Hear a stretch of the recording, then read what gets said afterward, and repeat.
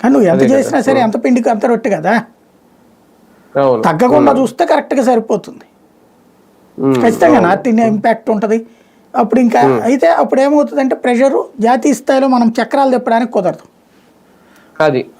అంతకు మించి ఏం లేదు.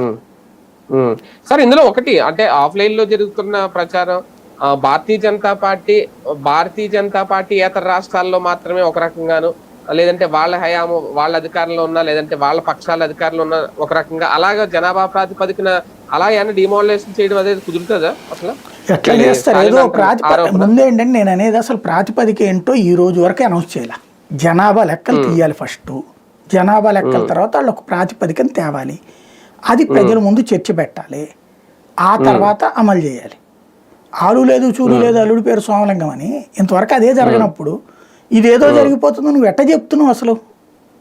ఎవడు చెప్తున్నాడు ఈ 3, 5 అనేది? బేసిక్ వాడేం చెప్పట్లేదు కదా, మరి ఎలా లెక్క? జనాభా లెక్కలు వీళ్ళు కౌంట్ చేసుకుని ఏ రాష్ట్రానికి ఎన్ని పెరుగుతున్నాయో చెప్తున్నారు. అదే అట్లా ఊహల్లో చెప్పేసిన తర్వాత నువ్వు ఇంకా అడిగేది ఏముంది అందులో? వాళ్ళ ప్రొసీజర్ బిగిన్ అయ్యాక కదా నువ్వు మాట్లాడాల్సిందే.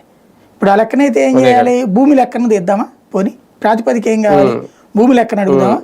భూమి లెక్కన అడిగితే కనుక ఈశాన్య రాష్ట్రాలకు 3 సీట్లు వస్తాయి. ఎందుకని ఈ చివరి నుండి